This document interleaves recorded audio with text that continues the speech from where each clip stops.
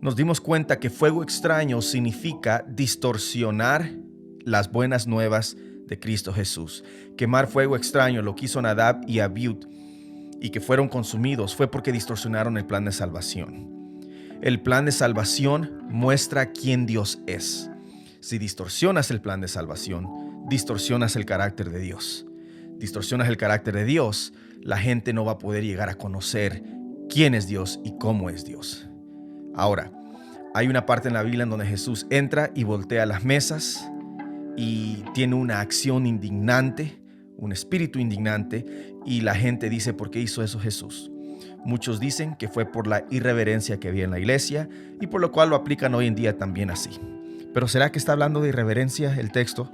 ¿Será que esa es la situación y qué tiene que ver eso con lo de Nadab y Abiú? Bueno, revisemos el texto.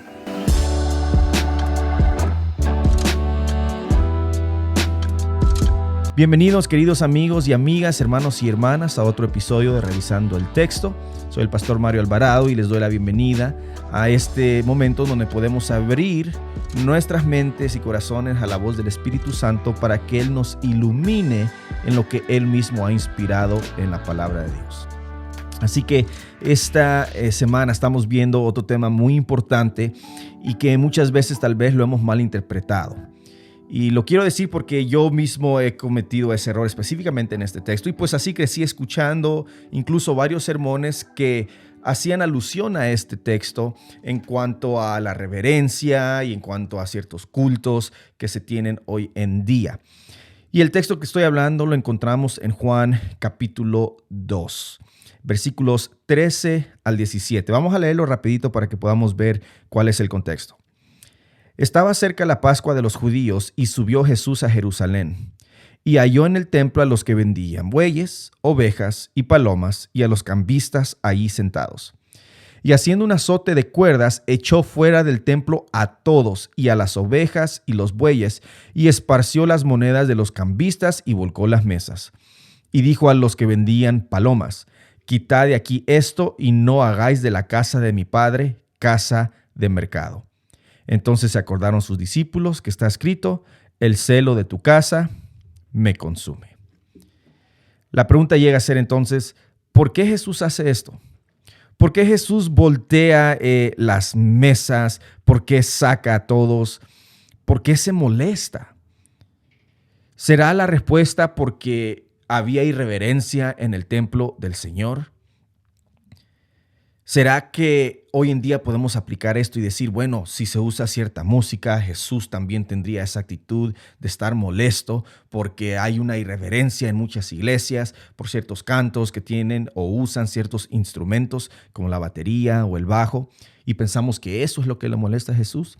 ¿De qué está hablando aquí Juan capítulo 2? Para empezar, tenemos que recordar que Jesús hace esto de purificar el templo, de darle vuelta a las mesas, sucede 2 veces. Lo encontramos aquí en Juan al principio de la Pascua. Y también lo encontramos en los Evangelios, en Mateo capítulo 21, y lo encontramos en Marcos y lo encontramos en Lucas también. Pero eso era ya una segunda vez. Ellen G. White habla de esto también en el libro de Sábado a todas las gentes, donde dedica 2 capítulos. El primero a este que sucede en Juan y el otro cuando lo hace Jesús por segunda vez. Pero es importante tener en mente por qué Jesús está haciendo esto y qué tiene que ver esto con el fuego extraño que hablamos la vez pasada. Si recordamos un poquito lo que estuvimos hablando, dijimos de que una distorsión del evangelio, una distorsión del plan de salvación, si lo distorsionamos el plan de salvación, distorsionamos el carácter de Dios. Si distorsionamos el plan de salvación, si hablamos a otros y predicamos de un plan de salvación que no es, distorsionamos el carácter de Dios. Por decir, si predicamos un plan de salvación por obras, estamos diciendo que Dios realmente no es el único que salva. Minimizamos el poder de Dios y su trabajo y su rol en el plan de salvación, quitándole gloria entonces a Él y entonces distorsionando así pues su carácter, porque entonces estamos predicando una salvación por obras en donde realmente el que hace una gran parte de la salvación somos nosotros. Nosotros hacemos una parte, Dios hace otra. Cuando Nadab y Abiú agarran del fuego equivocado, ellos están dando a entender básicamente que no se necesita del fuego del sacrificio donde Dios les había mandado que tenían que usar. Y entonces así usan para quemar el incienso un fuego que no era el correcto y que da y muestra un mensaje que no es. Cuando Jesús aquí está volteando las mesas, tenemos que ver cuál es el contexto. Versículo 13 dice, estaba cerca la Pascua de los judíos y subió Jesús a Jerusalén. La Pascua era un momento en donde venían muchas personas de todas partes, de otras naciones, a Jerusalén y específicamente al templo para celebrar la Pascua. Si ustedes recuerdan, Jesús lo hacía también desde que estaba pequeño, cuando Jesús se pierde en Jerusalén, se le pierde a María y a José. A ellos, él no estaba perdido, pero ellos pensaban que sí. ¿Por qué? Porque estaban celebrando la Pascua cada año. Venían personas de diferentes lugares y al llegar al templo tenían que cambiar dinero. Cambiaban, les daban otra parte, traían su dinero de donde ellos venían, les entregaban en el templo la moneda del templo y luego esa usaban para poder comprar los diferentes animales para los diferentes ritos y los diferentes sacrificios. Para hacer corta la historia, al ver el contexto, nos damos cuenta que están vendiendo esto a un precio demasiado alto. Elena de White habla esto en El deseado de todas las gentes y nos dice cómo es de que gente pobre que venía y viajaba de lejos llegaba a querer comprar un animalito, pero no tenía el dinero porque cuando le cambiaban el dinero, le robaban en el intercambio. Y cuando le robaban en el intercambio, encima de eso, cuando llegaban a comprar un animal, se lo vendían a un precio demasiado alto.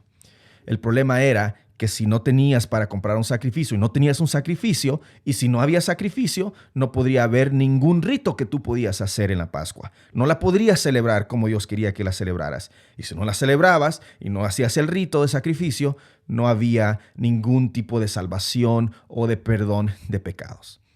Jesús llega y entra ante esta escena. Y es eso lo que lo indigna. Es eso lo que le molesta. ¿Por qué? Porque la salvación se estaba distorsionando. Se estaba enseñando, mostrando claramente una salvación basada en tu estatus social, que podemos decir que es una salvación por obras. Porque si no tenías el dinero para poder comprar el sacrificio, no podrías obtener entonces ese derramamiento de sangre. Esa es una distorsión total del plan de salvación, en donde algunos pueden ser salvos y otros no pueden ser salvos. En este momento no está hablando de la irreverencia, no está hablando, es más, en esos lugares donde se vendían los animalitos. No era el problema que estaban vendiendo, aunque algunos teólogos sí muestran y dicen de que estaban vendiendo en las cortes del templo, y las cortes del templo eran el único lugar en donde podían entrar los gentiles y las mujeres. E incluso eso, cuando llegaban gentiles, o sea, personas que no eran judías, y mujeres que no podían ir más allá del templo, sino que tenían que quedarse en las cortes, y las cortes ya estaban tan llenas de estas personas que estaban robando básicamente, y por eso Jesús les llama ladrones. Estaba tan lleno que no tenían la oportunidad los gentiles ni las mujeres de poder adorar a Dios, de poder estar en un momento en donde puedan tener esa comunión con Dios. Y encima tampoco los pobres podían comprar sus sacrificios. Bueno, ¿por qué es importante esto? Porque Jesús se molesta. El asunto no es la irreverencia, el asunto es la distorsión del evangelio, y esto tiene que ser muy claro para hoy en día. Muchas veces podemos agarrar varios textos y querer aplicarlos para hablar de ciertas formas del culto y eso no es lo que Dios está fijando. Vuelvo a recalcar, es importante analizar la música, es importante analizar que todo se esté haciendo con orden, dice Pablo en la carta a Corintios cuando se hace un culto de adoración. Pero ese es un análisis que no tiene fundamento en estos versos. Jesús, el asunto del fuego extraño y el asunto cuando Jesús voltea las mesas, no es un asunto de que si la música esa no me gusta y porque tiene batería o lo que sea. No está hablando de eso, está hablando de una distorsión del evangelio, una distorsión en donde se predica un evangelio o una salvación por obras, por tu estatus social, por lo que tú puedes proveer para que Dios entonces te pueda dar. Y el evangelio es por gracia. Todos tenemos derecho a la gracia de Cristo Jesús. Y cuando Jesús ve que se está excluyendo a otras personas por su estatus social o por el dinero que tengan, incluso si hoy en día excluimos a otros porque sentimos que no tienen la perfección o el nivel de perfección que queremos nosotros tener, porque nosotros sí tenemos riquezas en obras en comparación de mi hermano o hermana, esa es una distorsión del evangelio. y tiene más sentido una aplicación que es más fiel a lo que está diciendo la palabra de Dios en estos versículos. Cuando Jesús llega a purificar el templo, lo vuelve a hacer una segunda vez. Pero me gustaría terminar leyendo esto que dice Ellen G. White en Deseado a todas las gentes. Mira lo que dice. Al entrar Jesús en el templo, su mirada abarcó toda la escena. Vio las transacciones injustas, vio la angustia de los pobres que pensaban que en sí derramamiento de sangre no podían ser perdonados sus pecados. Vio el atrio exterior de su templo convertido en un lugar de tráfico profano. Vio cómo los sacerdotes y gobernantes privarían a los menesterosos de su derecho y prohibirían que el evangelio se predicase a los pobres. Vio cómo el amor de Dios sería ocultado de los pecadores y los hombres traficarían con su gracia.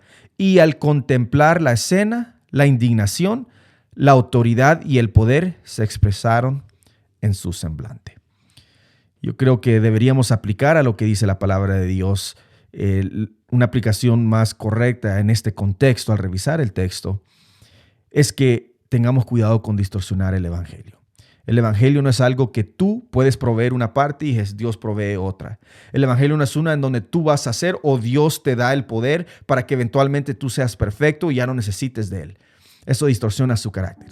El evangelio es que Dios ha hecho todo, lo sigue haciendo porque Él es el que vino. Él vivió en la obediencia. Él murió por ti y por mí. Él resucitó al tercer día. Él está intercediendo por ti y por mí. Él es el que ahora nos da un poder para que la obediencia sea un fruto de lo que Él ya ha hecho por nosotros. No deberíamos distorsionar ese evangelio porque es un evangelio precioso que habla y apunta a un Dios precioso. Dios te bendiga, querida familia. Esperamos que esto te pueda servir. Te invitamos a que le puedas hacer like para que pueda compartirse este video con otras personas, así podamos todos juntos leer y revisar el texto. Te invito a que por tú mismo abras tu corazón, abramos nuestro corazón al Espíritu Santo para que podamos estudiar más estas verdades y asegurarnos de que estamos revisando el texto en la guía del Espíritu Santo. Dios te bendiga, que tengas un hermoso resto de tu semana y nos vemos a la próxima.